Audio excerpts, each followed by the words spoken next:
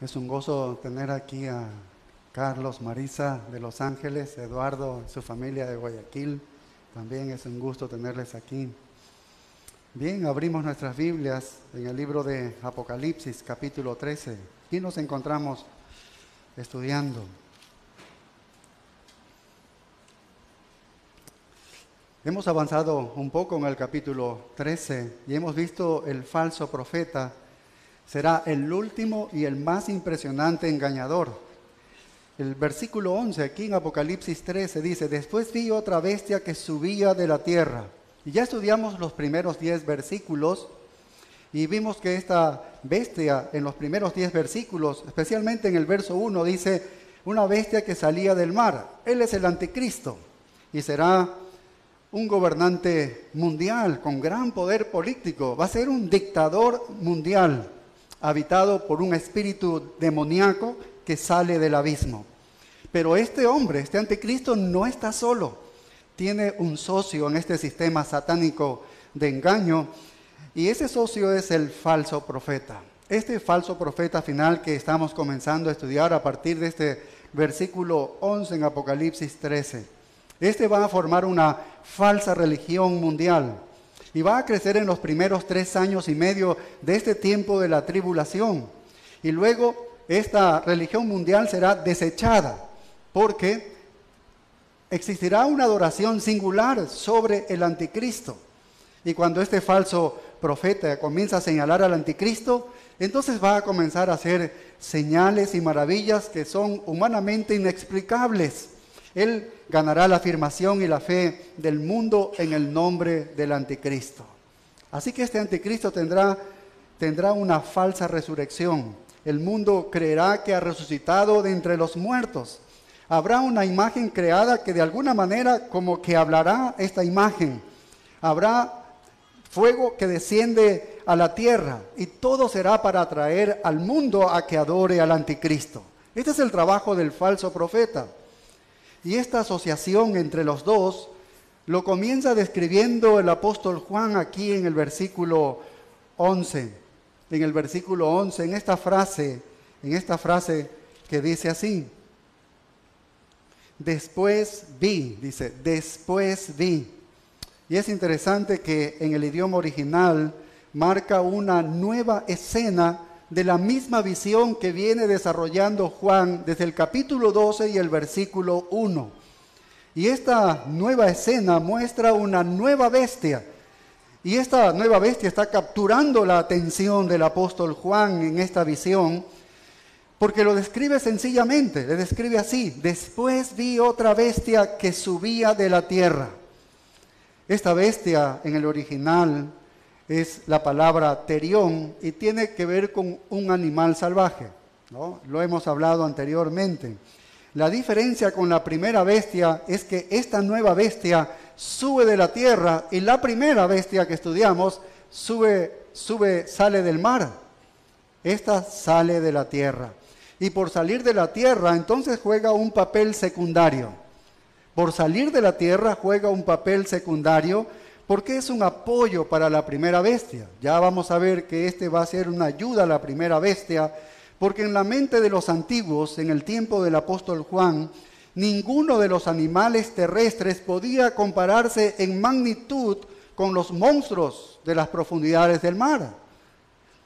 Entonces, por el hecho de salir de la tierra, indica en sí mismo un grado de inferioridad en el poder de esta segunda bestia con respecto a la primera, que sale del mar. Pero esto no quiere decir que no sea tan feroz esta segunda bestia, ¿no?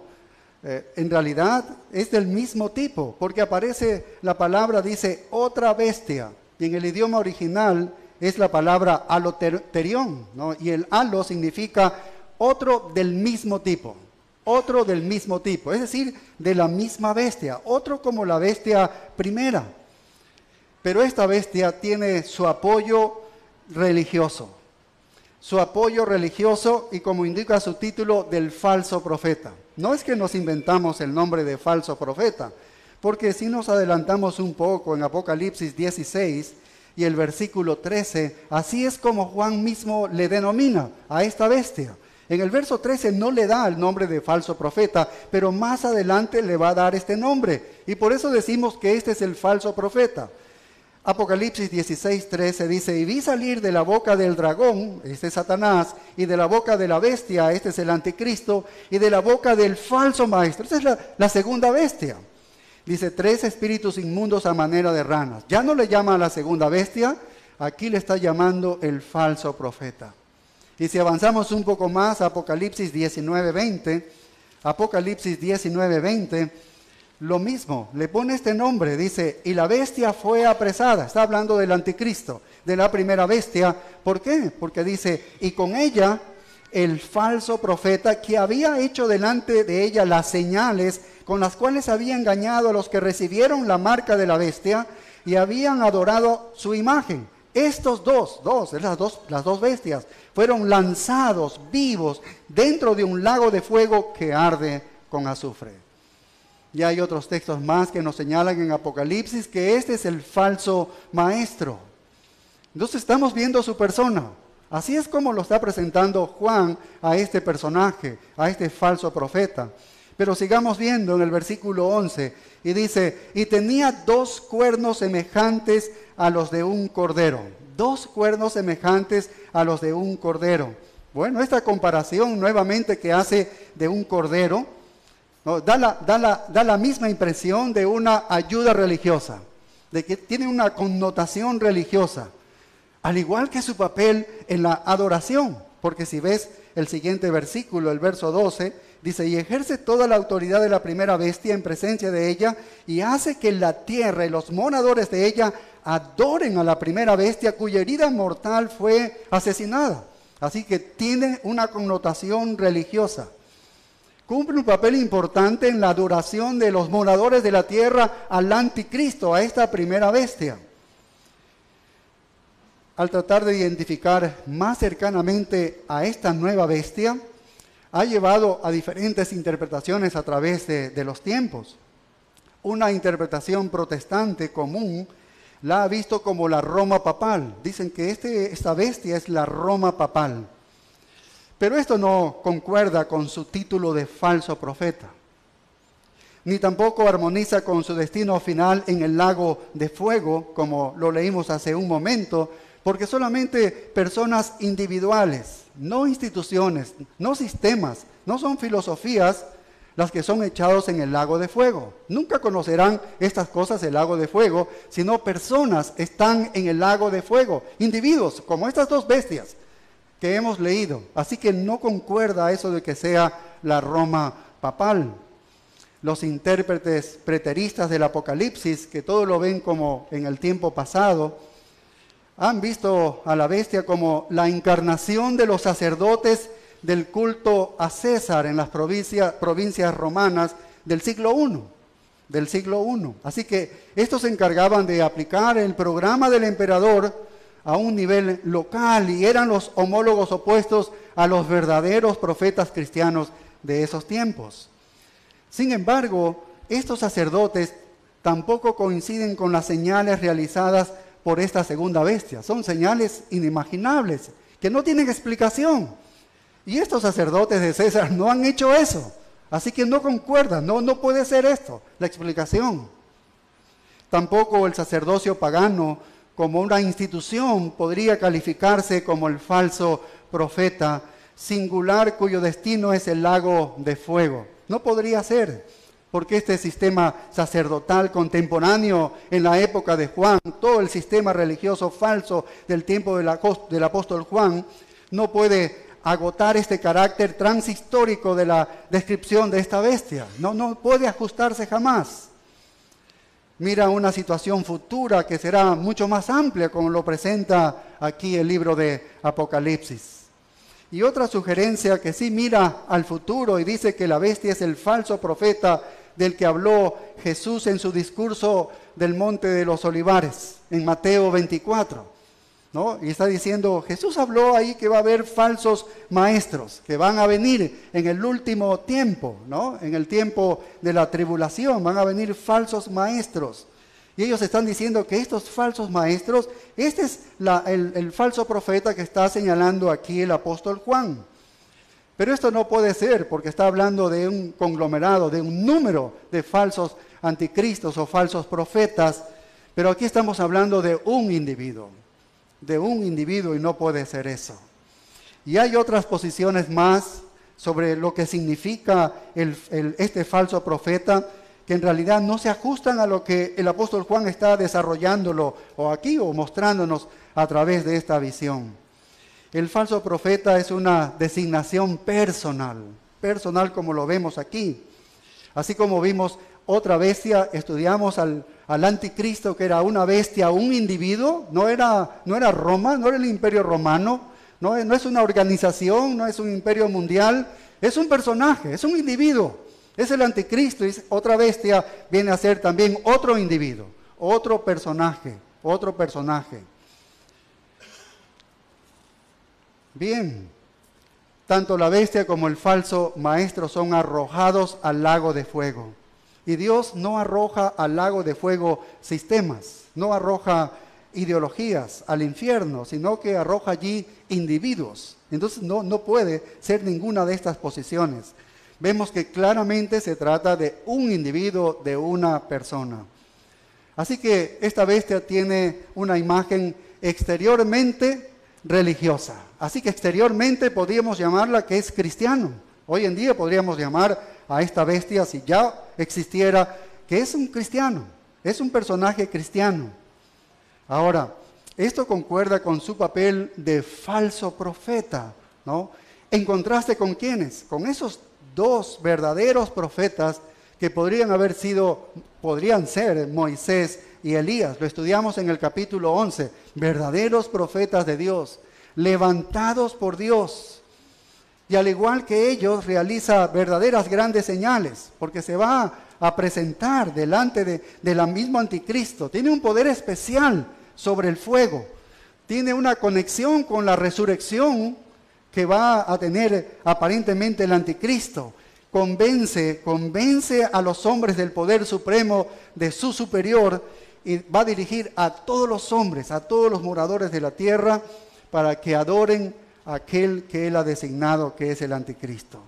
Entonces es evidente que esta segunda bestia capta la religión organizada al servicio de esta bestia, ¿sí? Él va a formar una religión mundial, una única religión. Y para cumplir esta función posiblemente será del linaje judío, sostienen algunos, cuyo dominio principal será la Palestina. Es muy posible. En Daniel 11:37 hay dos textos que podemos revisarlos brevemente que podrían significar esto. Daniel 11:37 dice: del Dios de sus padres no hará caso, ¿no? Del Dios de sus padres no hará caso. Este texto tiene que ver con judíos, ¿sí? Es muy posible que no hará caso del Dios verdadero, ¿sí? Del Dios de los judíos, ni del amor de las mujeres, ni respetará a Dios alguno, porque sobre todo se engrandecerá. Y en la segunda carta a los Tesalonicenses, capítulo 2 y el verso 4, el apóstol Pablo también, él adiciona algo interesante, dice: el cual se opone y se levanta contra todo lo que se llama Dios o es objeto de culto, tanto que se sienta en el templo de Dios como Dios, haciéndose pasar por Dios. Hablando del anticristo, pero el falso profeta va a señalar a Cristo que lo adoren a Él. Su trabajo va a ser que lo adoren a Él. En lo posterior lo van a adorar a Él. Y es muy posible entonces que va a recibir una acreditación mediante señales y prodigios que Satanás le permite realizar, aunque no podemos dogmatizar de que sea un judío, ¿sí? Pero es una posibilidad de que sea judío. Lo que sí sabemos es que es una persona muy inteligente, poderosa, va a ser tan persuasivo este hombre religioso, va a cautivar, va a ser un hombre encantador, un genio que está inspirado por este demonio, con el poder mismo del demonio que le ha tomado, de esta bestia que ha salido de la tierra, y la combinación de los poderes del infierno y los poderes del propio talento humano hacen que sea entonces convincente, porque la gente de ese tiempo se va a convencer. Porque hemos visto la primera bestia, el anticristo, que él sale del mar y por salir del mar, el mar tiene un significado, una connotación misteriosa. Así se lo ve al mar dentro de las Escrituras, como algo oscuro, como algo negro, como algo aterrador, como algo premonitorio. Eso es lo que sube del mar. Pero este hombre es un individuo sutil, ¿no? Más suave, más domesticado, porque sale de la tierra. No es un hombre tan dominante como el anticristo. No se va a presentar como un dictador como el anticristo. No es tan aterrador como él. No se muestra como teniendo un poder terrorífico como el anticristo, sino que es un hombre que es muy atractivo y persuasivo. Es la personificación del lobo con piel de cordero descrito por el Señor Jesucristo en el Sermón del Monte, en Mateo 7. Así que la primera bestia aparece entonces aterradora, con 10 cuernos y 7 cabezas, que estudiamos todo lo que significa eso. Tiene 10 coronas y tiene nombres blasfemos. Y también vimos que Juan lo detalla como que es como un leopardo, un oso y como un león. Y tiene el poder del dragón, que es Satanás. Y tiene una herida mortal en una de sus cabezas. Este tiene un aspecto aterrador. Apenas leemos, podemos aterrorizarnos de este anticristo. Pero noten la diferencia entonces con esta nueva bestia, con esta segunda bestia. Observa el versículo 11, estamos en Apocalipsis 13 y el verso 11, lo que sigue describiendo el personaje. Dice, y tenía 2 cuernos semejantes a los de un cordero. Así que es como un corderito. Es como un corderito cuando le empiezan a salir los cuernos. Entonces son 2 pequeñas protuberancias, son inofensivas. Esa es la sutileza de este personaje. Así es como se presenta, ¿no? Es en algunos aspectos, podríamos decir, más débil que el anticristo, pero sigue siendo poderosamente engañador, falso. Él no viene como el anticristo. El anticristo viene ferozmente como un leopardo, como un oso, como un león, que rasga y desgarra rabiosamente, moviéndose rápidamente por todo el mundo. Pero aquí está este personaje sutil. ¿Cómo se presenta a él? Como un cordero. Hay un sentido en el que también se le podría llamar el anticristo, porque podría ser el anticristo en un sentido, porque es un pseudo Cristo que se hace pasar justamente como un verdadero cordero cuando no lo es. Pero el objetivo de la descripción es mostrarnos la sutileza de este enfoque. No viene entonces violando, no viene matando, no viene devastando. Viene como un tramposo, viene como un engañador, como un falso cordero, aparentando ser amable. En realidad no lo es. Viene queriendo consolar a las personas. Viene con cierto tipo de ternura porque la gente se va a encontrar sufriendo en ese momento. Pero él está prestando su ayuda al mismo anticristo. Él está empujando todo hacia el anticristo. Así que Satanás en cierto sentido va a falsificar al mismo Señor Jesucristo. Esta es su obra maestra del engaño religioso, la falsificación del verdadero Cordero. Pero él cuando abre la boca, mira, se delata. Solo cuando abre la boca, él se delata. Porque su apariencia es diferente, no lo puedes distinguir. Pero cuando él habla, tú lo puedes distinguir. Mira el versículo 11 lo que termina diciendo. Pero hablaba como dragón, dice. Pero hablaba como dragón. Hemos estudiado, dragón es Satanás. Este es el dragón que aparece capítulo 12. Es una voz extraña para un cordero, ¿verdad? Es una voz diferente para un cordero como él se presenta, pero él es el portavoz de Satanás. Él trae la misma voz de Satanás. Por eso habla como un dragón. Cuando él está abriendo su boca, ¿de quién son las palabras que salen de su boca? Del mismo Satanás. Y es posible que cuando él hable, el infierno hablará a través de su boca, porque él es la boca del dragón. Él es la boca del dragón.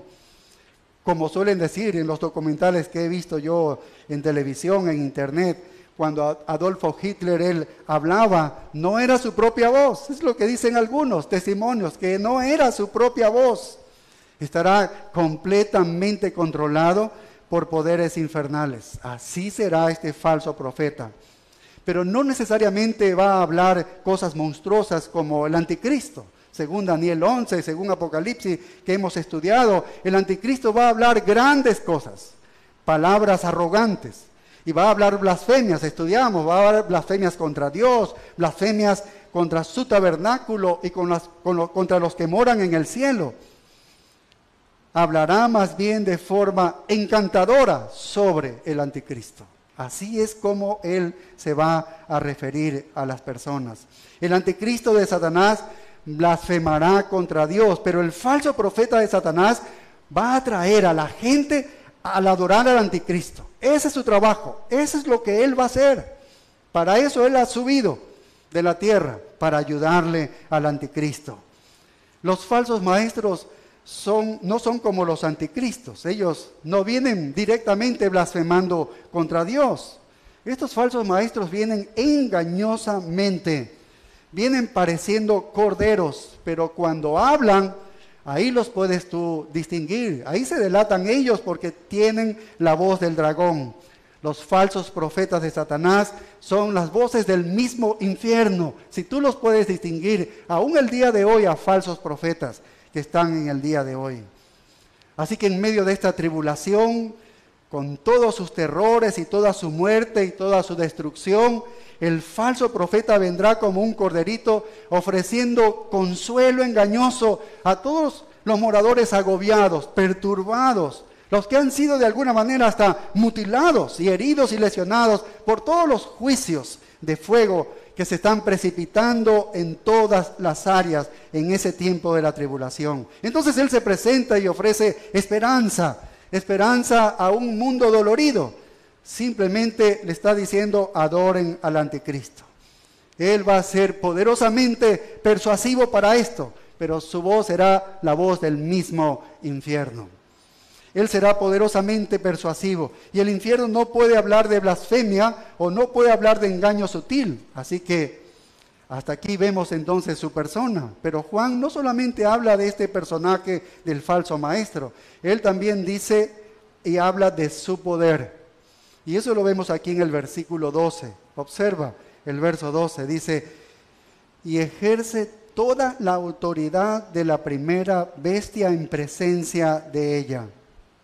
Algunas personas han sugerido que esta segunda bestia va a reemplazar a la primera, o sea, al anticristo. Va a quedar solo el falso profeta y lo va a reemplazar. Pero vemos que esto es imposible, ¿no? Hemos visto cómo las dos bestias son juntamente llevadas al lago de fuego, ¿no? Al pozo del abismo son enviados ellos, de manera que los dos están coexistiendo. No puede ser que la una le reemplace a la otra. No funciona de esa manera. El anticristo, el falso profeta, va a comenzar tal vez a formar su religión falsa y posteriormente, a los 3 años y medio, es muy posible que ya esté señalando a toda la humanidad de ese tiempo que adoren a este anticristo. Pero no es que le va a reemplazar. Y cuando dice que ejerce toda la autoridad de la primera bestia en presencia de ella, es interesante porque está diciendo que todo el poder del anticristo lo tiene el falso profeta y está ejecutándolo al lado de esta primera bestia, al lado del anticristo. Y es interesante porque esto significa que está al lado de él. El falso profeta está al lado de él.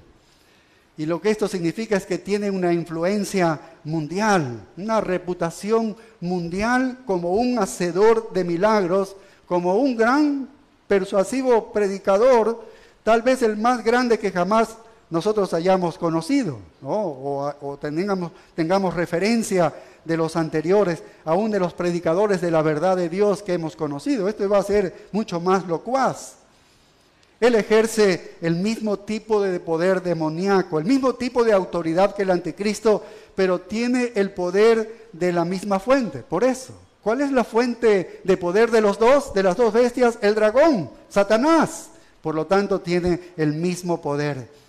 Mientras que el anticristo es el falso Cristo, el anticristo es el falso Cristo de Satanás, el falso profeta es el falso Espíritu Santo de Satanás.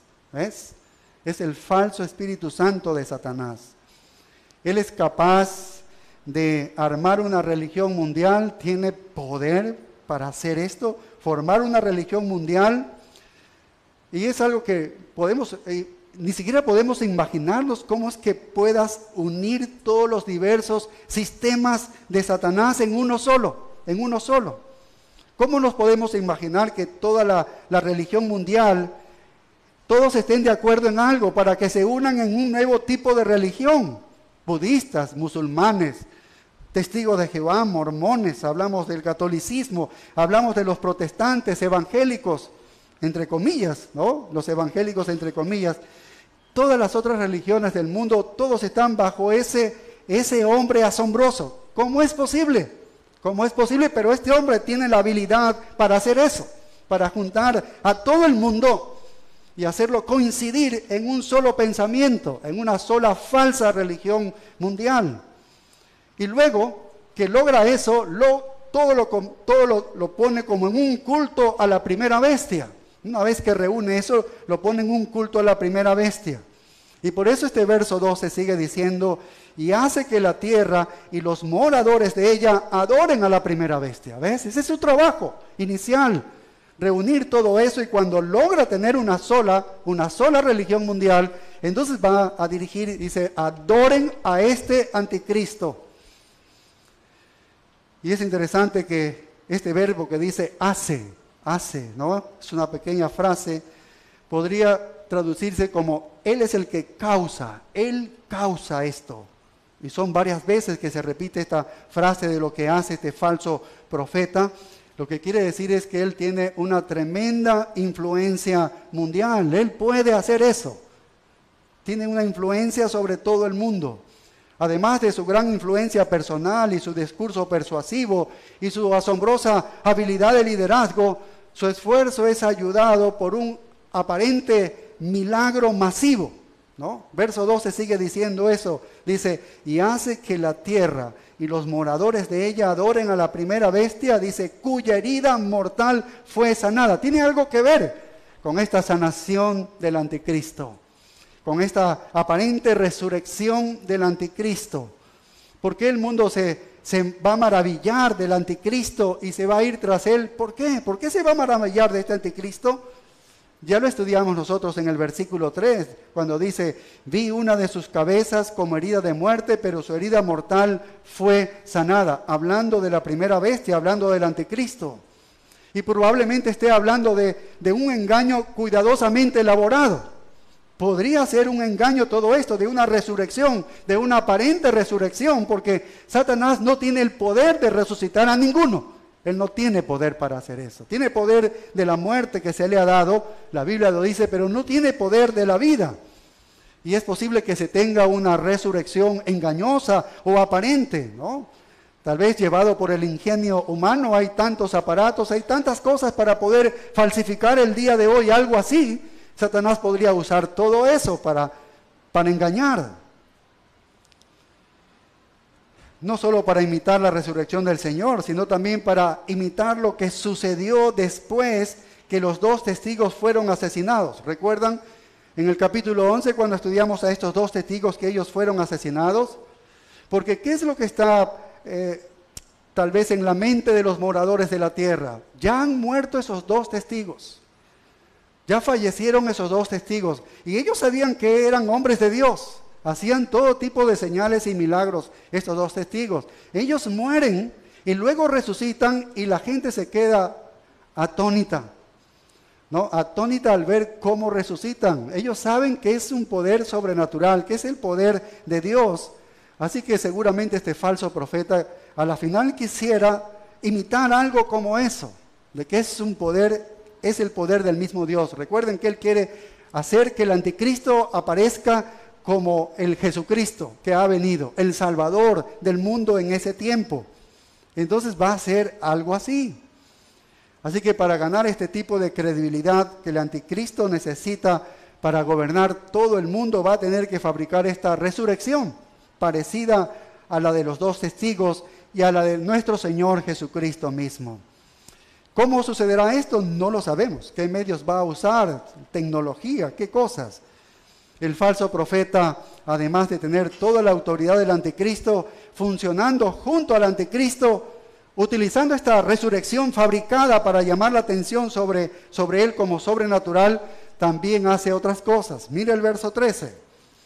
Mire el verso 13. Dice, también hace grandes señales. Grandes señales. Grandes es mega, de mega, de algo que es gigante, ¿no? Y las señales es algo interesante, que es la palabra semella, mega, semella.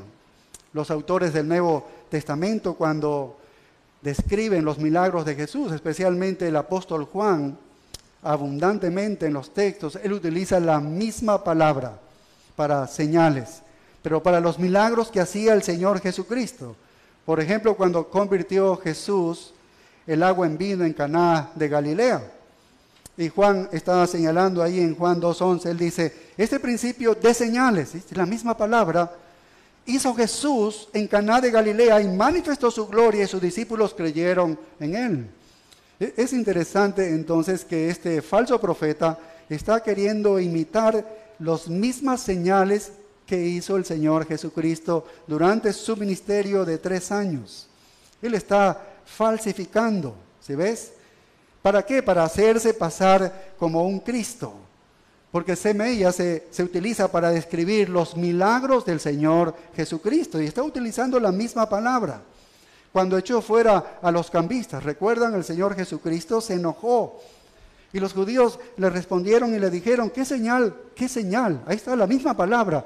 ¿Qué señal nos muestras ya que haces esto? Y Jesús respondió y le dijo, destruid ese templo y en 3 días lo levantaré. El poder para resucitar en el tercer día.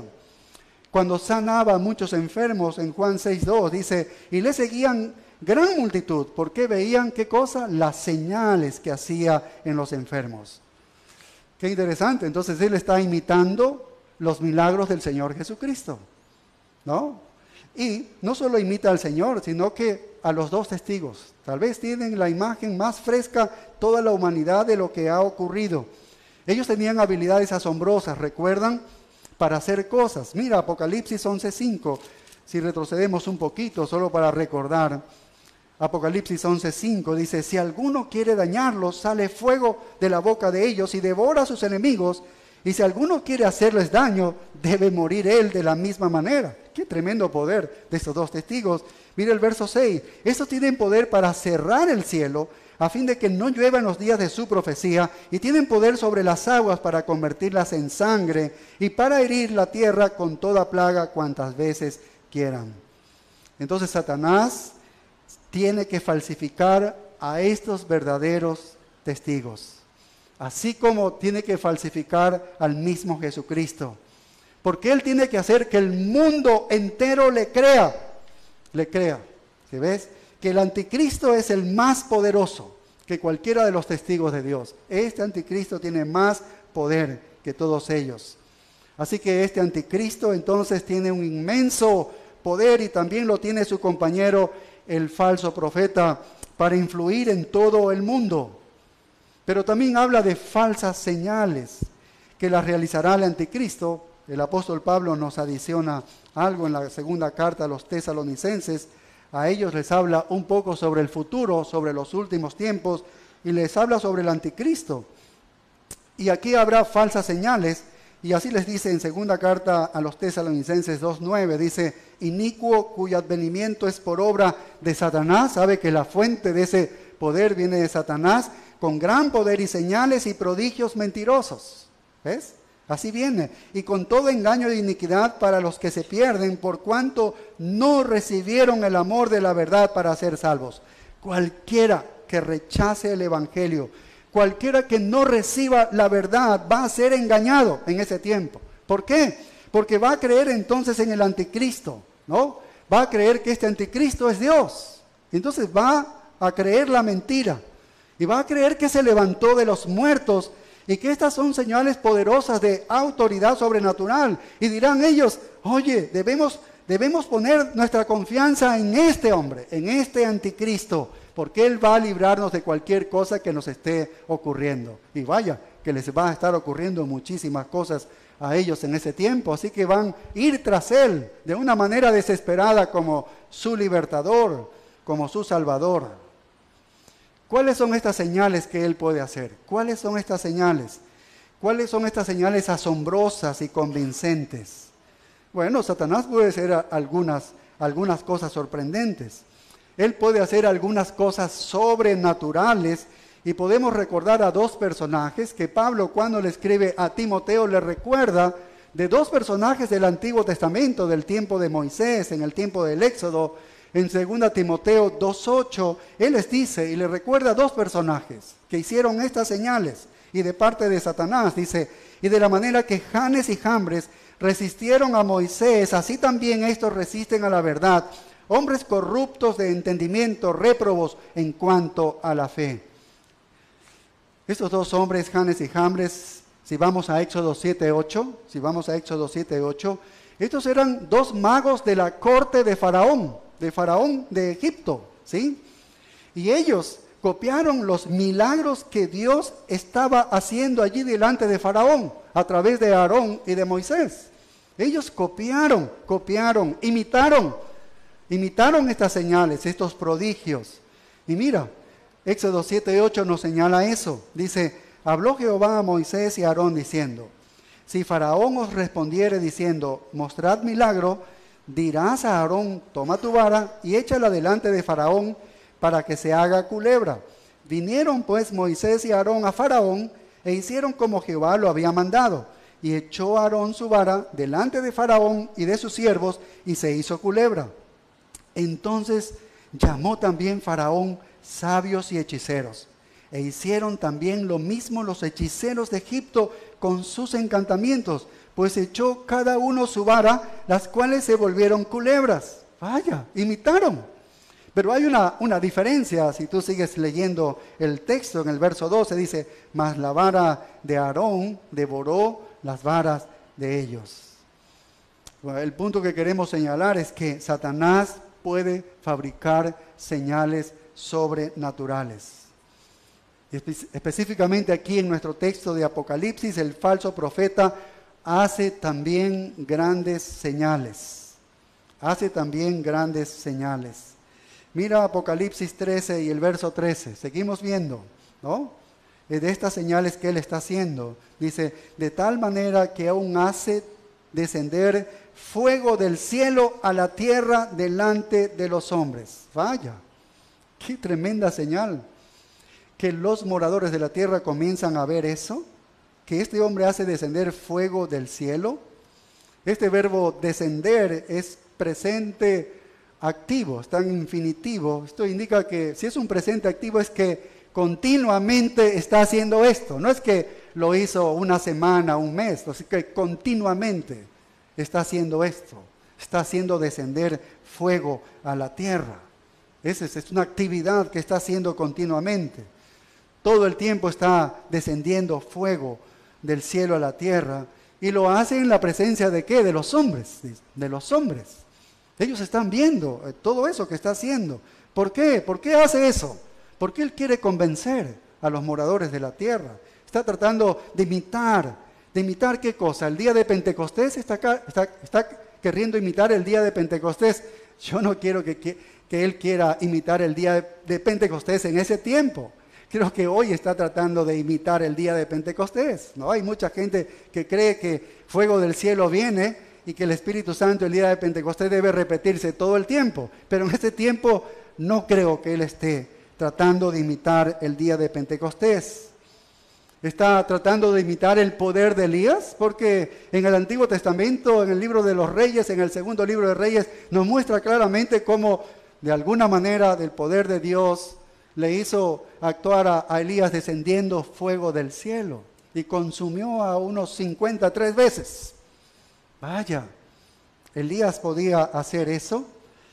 Bueno, tal vez podría ser, de Elías podría ser, pero lo más probable es que esté tratando de imitar a quienes. Lo que está más fresco en la mente de los moradores de la tierra. ¿Quiénes tuvieron poder para hacer esto, descender fuego del cielo? ¿Quiénes tuvieron este poder? Los dos testigos del capítulo 11, de Apocalipsis capítulo 11. de cuya boca, dice, salió fuego del cielo y devoró a los que intentaron quitarles la vida.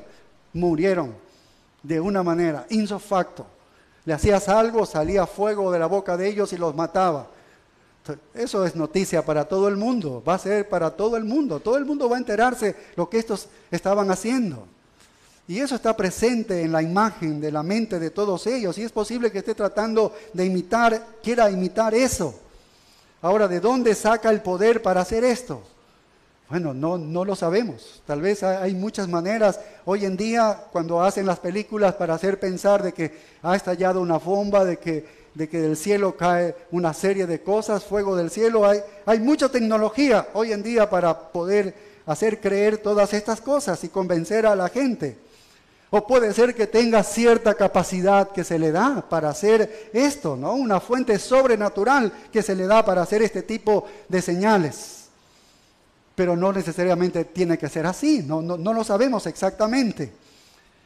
Ahora, sabemos que Dios ha utilizado fuego del cielo, ¿sí? Usted puede recordar cuando quiso castigar a Sodoma y a Gomorra, vino fuego del cielo y acabó con estas ciudades y aldeas aledañas. Lo mismo sucedió en Levítico 10 para quemar a Nadab y a Abiú. ¿Recuerdan cuando apenas había comenzado el sacerdocio arónico? Ya estos dos hijos de él estaban desobedeciendo a Dios con un fuego extraño, y vino fuego del cielo y consumió a estos dos hijos. Envió fuego del cielo en el monte Carmelo para responder a la oración de Elías.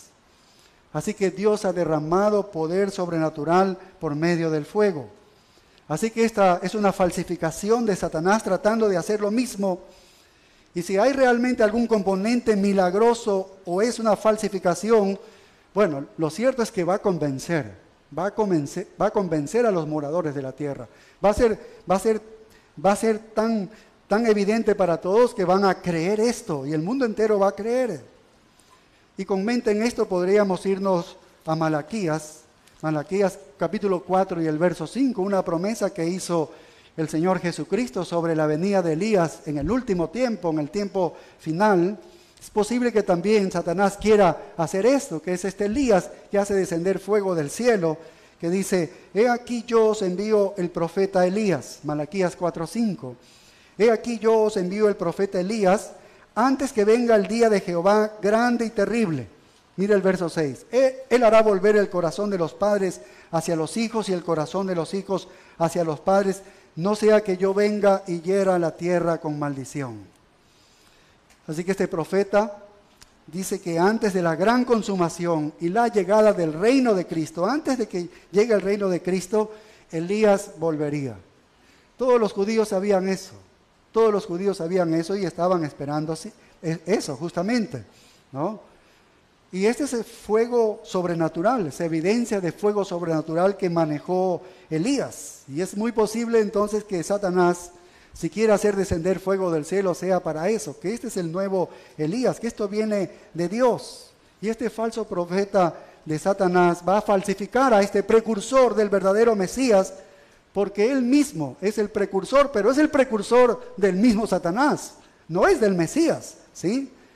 Porque este es un falso Mesías y viene con este poder. Y finalmente también vemos en su poder lo que dice el verso 14. Mira lo que dice. Y engaña a los moradores de la tierra.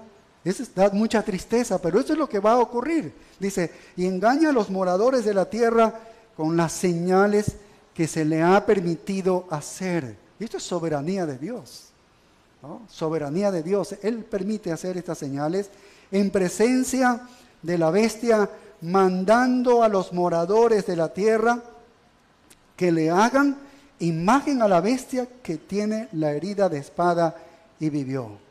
Vaya, este los va a engañar, y como el falso maestro los lleva por el camino de la falsificación, por el camino de la maldad, el camino equivocado, por el mal camino. Ahora, pónganse a pensar ustedes todo lo que hemos estudiado, de lo que va a sufrir todo este mundo en estos 7 años, sobre todo en esos primeros 3 años y medio que se desarrollan inicialmente. ¿Recuerdan? La gente va a estar muy vulnerable, cuando ocurra este evento final a los 3 primeros años y medio. Muy vulnerable. ¿Por qué? Porque va a venir desastre tras desastre. Capítulo 6 estudiamos cómo se abren los sellos. Y luego estudiamos cómo se abren las copas y los castigos de Dios sobre cada uno de ellos. Va a venir holocausto sobre holocausto sobre holocausto. Y los moradores de la tierra están viviendo ese infierno. Porque hay muertes por todas partes. Va a haber grandes cataclismos, destruyen una cuarta parte de la tierra. Si somos casi 8,000 millones, entonces se van 2,000 millones, quedan 6,000, ¿sí ves? Y poco después se va 1/3 de la tierra. Vaya, queda la mitad de la tierra tal vez viva. ¿Se han ido la mitad de la tierra? ¿Han muerto? ¿Y cómo crees que están los moradores de la tierra en ese tiempo?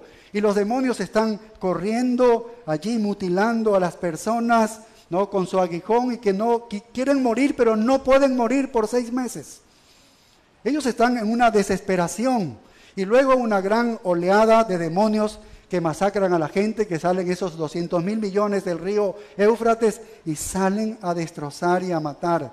Así que hay guerras por todas partes. La gente está matándose entre sí. El cielo está cayéndose, ¿no? Hemos visto que vienen, de alguna manera, caen estrellas del cielo, planetas, qué sé yo, destruyendo parte de la tierra. Así que el nivel de desesperación es inimaginable para nosotros. Ellos están en ese momento dispuestos a creer en cualquier cosa que les libere de todo esto, ¿ves? Excepto con Dios, porque ellos ya rechazaron el Evangelio. Ellos ya justamente están sufriendo esto y están blasfemando contra Dios en ese momento. No quieren saber de Dios nada. Saben que de Dios vienen todos esos juicios. No quieren nada de Dios. Entonces están buscando un libertador, alguien que les ayude. Y se presenta este falso profeta. Hace señales entonces que está convenciendo a todo el mundo de que la única esperanza es este hombre. Mira lo que él hace, casi lo mismo que Dios hace, o supera lo que Dios hace. Y luego le señala que es el anticristo al hombre a quien deben adorarlo. Y ya sabrán para ese entonces que el anticristo ya se ha vuelto un dictador mundial. Ya es un hombre que está ya en lo más alto del mundo, ¿no? Habrá alcanzado ya el control del mundo. Y el falso profeta no será simplemente un tipo que salió del desierto, será el más formidable gobernante y líder religioso sobre la faz de la tierra y su mayor comunicador. Y entre los dos y cualquier otra cosa que puedan hacer, ya sea sobrenaturalmente o por genio humano, harán que todos en el mundo entero sean engañados. Creerán la mentira porque rechazaron el Evangelio. Y de hecho, van a erigir un ídolo, dice el verso 14, a la imagen de la bestia, a la imagen del anticristo, y lo van a erigir ¿a dónde crees? En la misma ciudad de Jerusalén. ¿Para qué? Para desafiar al mismo Dios. Así hemos visto entonces la persona de este falso profeta y hemos visto su poder. La próxima semana seguiremos estudiando si Dios nos permite. Oremos. Padre, gracias por tu gran misericordia para nosotros. Gracias porque nos muestras el futuro de cómo terminará toda la tierra, Señor. ¿Cuál será el final del hombre? Todo nos muestra, Señor, como una anticipación para nosotros, para estar advertidos, para predicar este evangelio a los que todavía no te conocen y están en esta condenación, que si tú vienes ya, entrarán a este periodo de los 7 años, que será un terrible periodo, Señor. Oh Padre, ayúdanos a vivir en santidad a nosotros en este tiempo. Padre, siendo justificados por Cristo Jesús, ayúdanos a honrarte de esa manera. Limpia nuestra maldad y nuestros pecados y nuestras desobediencias, Señor. Lávanos, danos verdaderos testigos tuyos, como estos testigos tuyos que están aquí, y cristianos que van a morir por la causa de Cristo. Oh, danos esa valentía a nosotros en este tiempo, Señor. Te lo pedimos en el nombre de Cristo Jesús. Amén.